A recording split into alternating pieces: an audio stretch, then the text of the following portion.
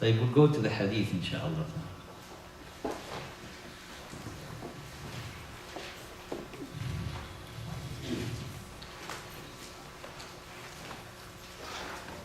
The book of the hadith, it is Nukhbatul Fikr. Again, we have the English translation, and you get it on the email. If you didn't get it, you can get it. Please ask them, they send you the email. And the matan is very small. The matan of the whole book is this, maybe 6 pages. That's the matan. So the book that you have, nuzhat annadar, it is the explanation of this matan by the same author, Ibn Hajar. Okay? We go through the matan and we do the sharh from this book, and from the sharh of this book, 2 or 3, and another book of hadith inspired from this book. His name, Muhammad Ulum al-Hadith. So we go step by step. If you have any question, we'll stop and we answer, because it seems like you try to find what we are talking in the book, but the book is very concise that we study. So when he mentioned about al-khabar, that's 3 lines. We've been discussing these 3 lines. And you have it in the book. Can you show me that book? That book is of the hadith? No. You see? Can I have it? Yes. You give it to me. That book you have in Arabic, that is a very good book. We follow it too. But this book is being sent on PDF format. So if you go here, for example, Mustalah Ahl al-Athar, you find small section here in the Arabic. That's what we're studying. And then the rest in English. And in that book, it has the small section, but himself is going further to explain it. You receive all this, I don't know if all of you receive this in email. So this can help to know which matan, the matan that we study. Well,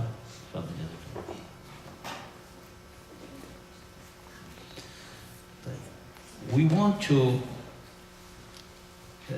give a brief summary, inshallah, to make it clear for everyone.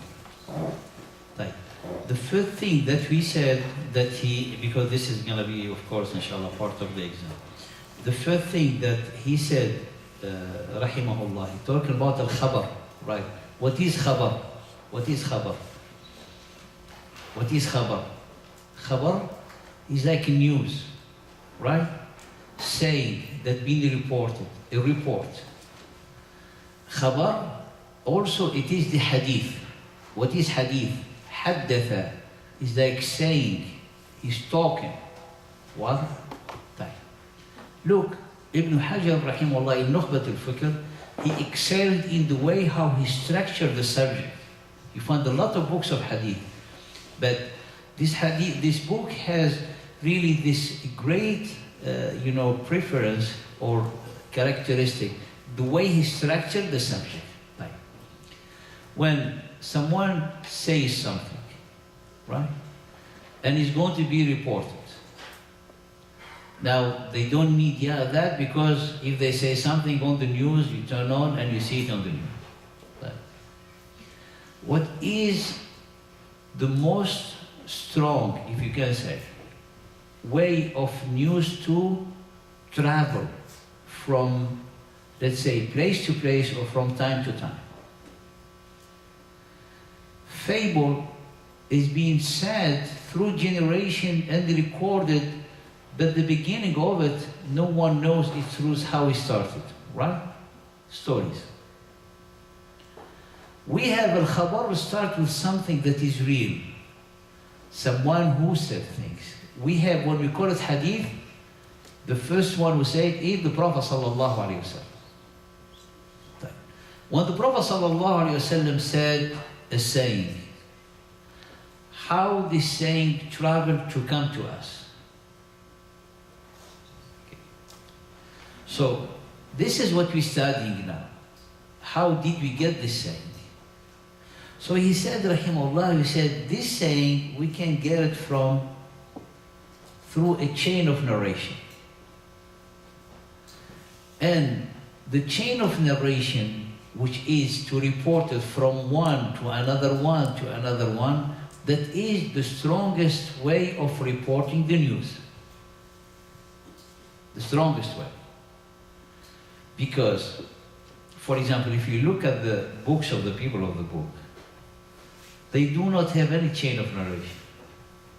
So already a question in the originality of their books, of their saying. Now, if, for example, you relate a story of your forefather who said it, for example. If you say, my grandfather or grandfather said this, he said, how did you get it? He said, my father told me. And his father told him that his father told him that he witnessed that. So, how the way we get the khabar, how it traveled to us. So it traveled to us through different ways. It's going to travel through tawatur or through ahad. He's going to travel to us through tawatur or through ahad. So we set the condition of the tawatur. And we understood that the tawatur is tell us something that is certain. Why? Because a whole generation taught another generation, that taught another generation till we get it up to our time. And a generation not living in one city or living in one country is living in the whole Muslim world. If you travel to any corner of the world, Muslim world, and you stand in their masjid and you pray, no one will tell you this is wrong. You don't find anyone who will start his prayer with sujood and end it tashahhud standing making qira'ah. Right? No one. Why all the Muslims? The difference in the sunnah. Where to put your hand? The raf'aliyah, that's the sunnah, that's the difference. The structure of the salat, there is no ikhtilaf. There is no difference. Generation after generation. So this, we came to the conclusion that at-tawatur yufidu al-ilmu al-yaqini. So the khabar, the report, this saying that you hear, what is going to help you? Is going to give you instruction, is going to give you content. The content has information that is going to give you knowledge, right? This knowledge, being from the Prophet, it is your way of life, right? So if it is from tawatur, I know it's certain that the Prophet ﷺ did it with no doubt. Why? Because tawatur. Now, in the tawatur, do you need to check the truthfulness of those who reported or not? We don't. Why? Because the number, like a whole generation, will not obligate you to check of this because it becomes so obvious. You don't need the truthfulness of everyone because their number is a testimony of the truthfulness of the news. If we have 100, we say this 100 must be truthful too to believe it. But when you have in every generation millions, say the number is enough. And with logic, it's impossible for them to gather to make a lie. That's how the scholar they say, it's impossible. You can have a whole town to agree on claiming making a lie, but you cannot have a Muslim world from east to west and from all the sides to all of them gathered and they say we need to come up with any form of salat that never existed. It's impossible. This is so what we call at-tawatur. This is what he said, الخبر إما أن يكون له طرق بلا عدد معين أو مع حصر بما فوق الاثنين أو بهما أو بواحد. So it's either it's going to come, travel to us with an unlimited number. That's the tawatur. We study it. Pour it on the side. Less than the tawatur we call it ahad. So ahad from ahad. Ahad is one. But when we say ahad, it doesn't mean that the chain of narrator contain every in every level, one. In every tabaqa, one. No. Ahad, it means that the number of narrator didn't get to the tawatur. So any hadith in the number of the narrator doesn't fulfill condition to tawatur, it is ahad. Wow. So this type of a hadith, they travel to us through narrators, not, they didn't get to the level of the tawatur. So we're going to study them, because here we cannot check the knowledge contained in the hadith, it is from the Prophet ﷺ or not, unless we're going to put criteria to help us get to this conclusion. That's what we call it nadari, theoretical. Why? Because we need more analysis to get to it. What? Now, in al-ahad, in this type of a hadith, can you really give us if it's sahih? Can we be certain? Like the tawatur? Here we have two types of ahad. We have, all the ahad are nadari. Nadari is like theoretical, require analysis. Some of the ahad give us a certain knowledge. Some of the ahad, they give us presumed knowledge, presumption, like 80% I know is from the Prophet ﷺ. Which of the ahad that I know they are really from the Prophet ﷺ? They are the ahadith that their content, it's known in all the ummah. So, for example, the hadith of all the action are governed by intention. This is hadith ahad. But the meaning of it is mutawatir. Everything you do, you have to make intention. Salat, the first pillar, intention. Wudu, the first pillar, intention. Zakat, intention. Everything, intention, intention.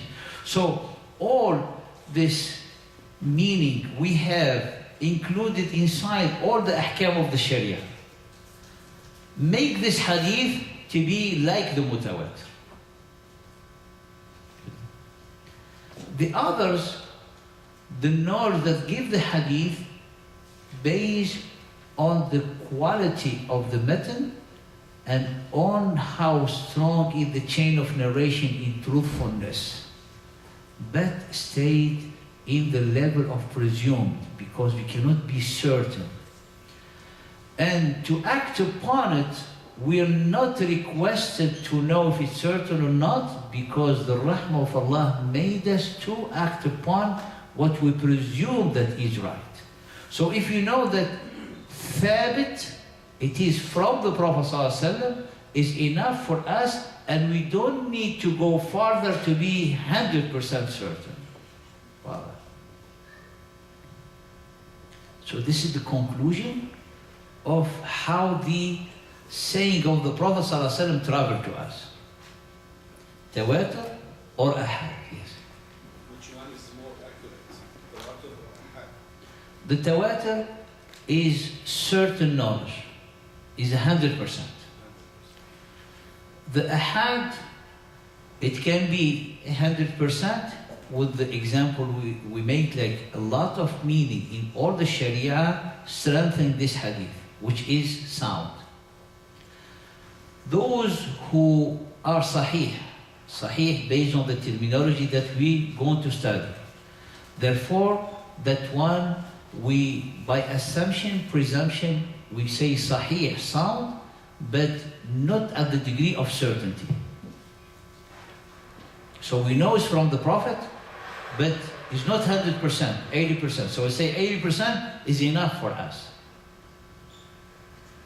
Wada. Then it goes reduce to becomes hasan. Then reduce to becomes weak. So the weak I will not consider it. Then reduce to be a lie is gonna be rejected. And this is according to the tools of the people of the Ahlul Hadith in evaluating the Hadith.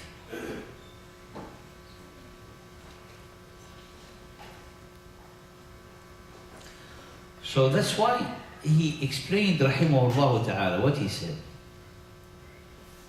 He said, the second is al-mashhur, and we mentioned al-mashhur.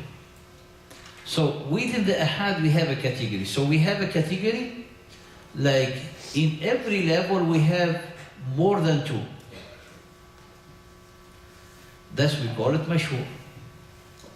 Then in every level we have at least two and above. That we call it aziz. And then in every level when we have one only narrator, that we call it gharib. So this is the category of the had. He can be mashhur, he can be aziz, he can be gharib. And that's what he said. والثاني المشهور وهو المستفيض على رأي والثالث العزيز وليس شرط للصحيح خلافا لمن زعم والرابع الغريب. So that's what he said. The first is al-mutawatir. The second is al-mashhur, the famous. The third is al-aziz. And we're going to explain what is aziz. And the fourth is al-gharib. Gharib is strange. Aziz has two meanings. Al-aziz from azza is like rare. Wal-aziz from azza ay qawa, strengthening. So azizun is either is rare to find this type of a hadith which is narrated by two only, or azizun is because has other hadith who strengthen it to give it this, upgraded into the grade of the hadith. Wal gharibu is narrated by one. قال وكلها سوى الأول آحاد. You see, and all these categories except the first one, المتواتر, we call it ahad.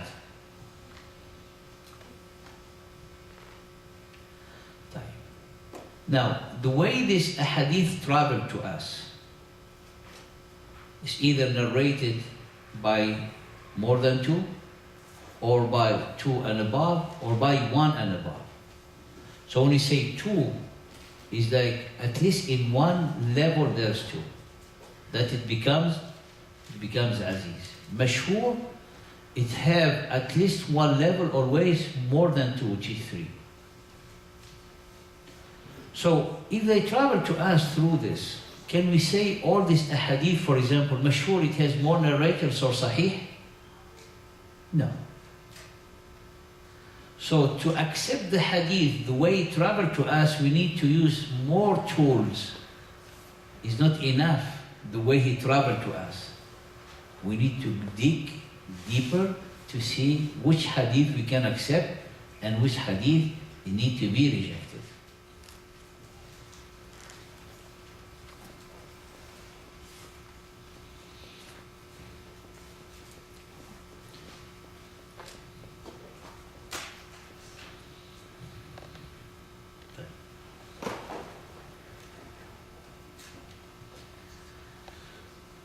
Now, there's one observation, we'll introduce it here, inshallah. Last time we mentioned the evidence on acting upon the hadith of al-ahad. You remember? We said one of the great evidence that the Prophet ﷺ sent, he sent one sahabi to teach a whole town. So if someone say we cannot take in consideration the hadith of ahad, he said this is an evidence that reject your opinion. But still we have great scholars that they do not say we reject the ahad, but they say the maximum the ahad can have is presumed knowledge, not certain knowledge. So what is the benefit of this difference? And how can lead to difference of opinion? I'll give you an example. The example of reciting Surah Al-Fatiha behind the Imam. Some of the scholars, they say it's an obligation. Some of the scholars, they say it's not. Why? Because the Imam is reciting for you. Especially in the loud prayer, when the Imam is reciting prayer. Right. The scholars who said it's an obligation, because it's based on one of the analysis, is based on Hadith Ahad. And this Hadith is Sahih. And if it's Sahih, proven that it's Sahih, so it's certain. Then if it's certain, they put equal to the level of the Quran. And the Quran, Allah subhanahu wa ta'ala said, when the Quran is recited, you have to listen to it. So he said, I have a hadith, he said, you have to recite the Fatiha. So if they equal in certainty, so I put the hadith, you have to recite it. Those who said, no, the ahad, the maximum is presumed, so the Quran is here. So I have the Quran here, is going to be above. So you have to listen to the Imam, don't read. And this is one of the result of understanding these tools into the ahkam of the Sharia. As an example to see, because many people, they will come tell you why some scholars, they don't accept the Hadith Ahad. They said, no scholar of Ahl Sunnah reject Hadith Ahad. No. But the difference of opinion in the degree of the knowledge, certain or presumed, because it's going to result on a difference of opinion. But none of the scholars reject the Hadith of the Ahad. Because the reject of the Hadith of the Ahad, he's really not from Ahl Sunnah. So all hadiths are pursuing knowledge. Are? Pursuing knowledge. Yes. Including in our niyat, right? Yes. But إنما الأعمال بالنيات, when you have within the Sharia, that meaning that is contained in the Hadith, you see it everywhere. You see it in the Salah required, in wudu. So that Hadith becomes certain because of those meaning included inside the law of the Sharia. You understand? My question is, you recite, okay, the Imam is leading Salah, and you say that to it, after he goes to the ministry, and it's common to recite the Fatiha, then based on the Hadith, and to listen to the Quran. I mentioned just as a result of the difference of opinion, what it leads to. But inshallah we'll discuss it in Zad al-Mustaqna when we come to recitation of Fatiha in the Salah. But there are some of scholars, they said the Qira'at al-Imam is enough for the Ma'mum. Other scholars, they say he has to read it. But it's both opinions are right. But how to, if someone, your brother is reciting the Fatiha and you do not recite, or if you recite the Fatiha and your brother next to you follow the madhab, he's not reciting. And when? Huh? And when you supposed to recite it? Well, they recited while the Imam is reciting. No, suppose he didn't recite it, and he wanted to recite it. Or if he didn't recite it, according to some of the scholars, he doesn't have to recite it because he's listening to the Imam, it was his own recitation. Yes. But there are some scholars that said you have to recite it for yourself. With the Imam? Yes, with the Imam when he's reciting, because the Imam, he doesn't have the obligation to give the time to say silent. Some of the Imam give the time. And the Imam who doesn't give, so the one who's required according to the way he's following to recite, he recite the Fatiha while the Imam is reciting the Surah. Exactly. If he's doing that, there's no objection to do it. But do it in a way to not disturb any of your neighbors. Because some of the brothers, mashallah, they want to show the truth of Alhamdulillah. So even the Imam will be like, he thinks that he's being corrected. Recited, but take in consideration the focus and the concentration of all your neighbors. That's the most important. Yeah. I want to ask, I hope I'm not jumping ahead of you. Okay, so that kid said that now, and normally Muslims say I mean, now that it's free Muslim, that the angel said I mean is confirmed to, but some groups on another method, they don't say anything. After you say, back in how I said, when you say, well, you say, they remain totally quiet.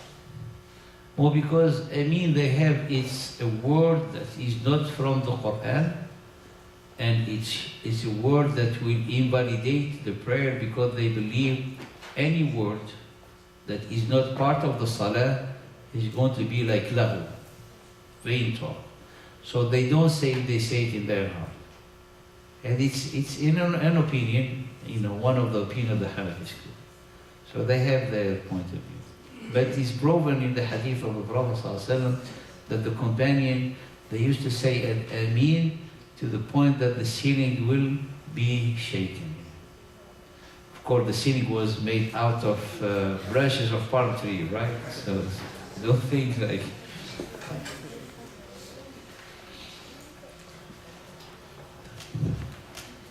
Al-Hadith al-Mashhur, we mentioned the meaning of the Hadith al-Mashhur, right?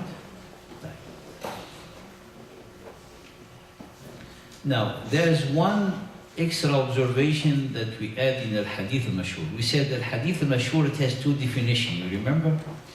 One definition is istilahiyya. Istilahiyya, it means known among the scholar of the Hadith. This definition that, according to Ibn Hajar, rahimahullah ta'ala, that it need to be, have more than two, at least in one of the level, right?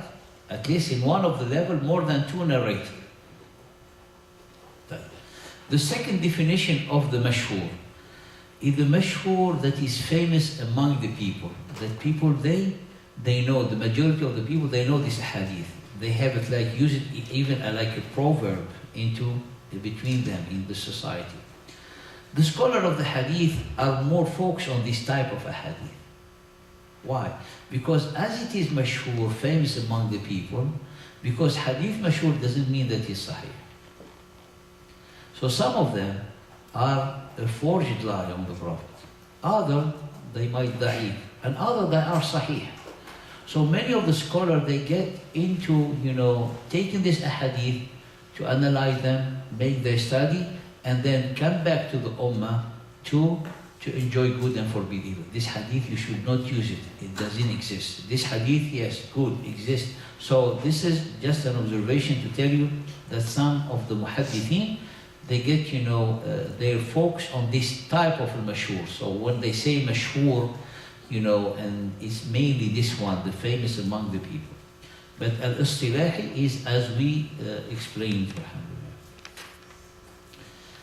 Al-Hadith al-Aziz. So, وَهُوَ أَلَّا يَرْوِيَهُ أَقَلُّ مِنْ إِثْنَيْنِ عَنْ إِثْنَيْنِ. So this hadith is the minimum in it that you need to be narrated 2 by 2 by 2.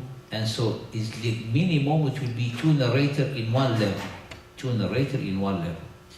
We say level which is tabaqa. So the first level is the companion.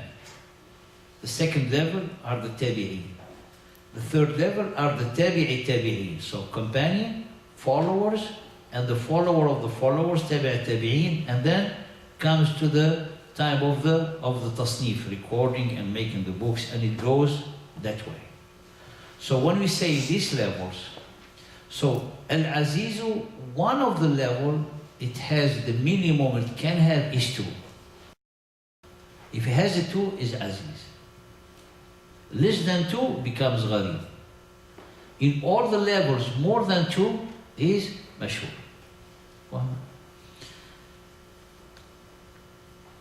قال والعزيز وهو أن لا يرويه أقل من 2 عن 2.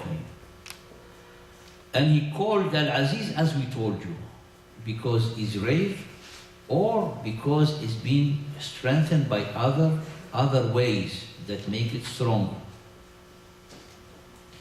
He said in المتن قال العزيز وليس شرط للصحيح. What the meaning of this? Al-Azizu is not a condition to be a sound Sahih Hadith, authentic Hadith. Liman za'am, who claimed that if the Hadith has two narrators in every level, that is a condition or a sign that the Hadith is Sahih. He says in his book, قال أبو علي الجبائي, he was from the Mu'tazila. And also Al-Hakim, he mentioned in Ulum al-Hadith. What did he say, Abu Ali? قال الصحيح, the authentic hadith, أن يرويه الصحابي الزائل عنه اسم الجهالة. الصحيح, according to his saying, it is the hadith narrated by a known Sahabi. A known Sahabi. That's قال الزائل عنه اسم الجهالة. So in the narration we say, we cannot say on behalf or narrated on the authority of one of the companion of the Prophet ﷺ. Say, who is this companion? So when you name his name and he's known, so الزائل عنه الجهالة. بأن يكون له راويان, they will have two narrators. So the Aziz, we said, if every level has two, right?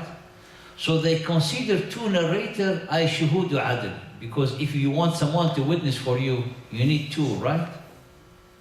So he said, if this hadith in every level has two, so the two narrators, they witness on the first one. Then the second narrator, the second level is like they are witness on the level above. And it goes like that. And this is sahih. So, which in his understanding, that he made the hadith sahih, the condition of the hadith sahih, like the condition of accepting a shahada, the witness. And this is wrong. This is wrong. That's why he's saying, قَالَ وَلَيْسَ شَرْطٌ لِلصَّحِيحِ. That's the meaning. And it is not a condition for the sahih. So al-aziz can be weak, yes. Can be mawdu', yes.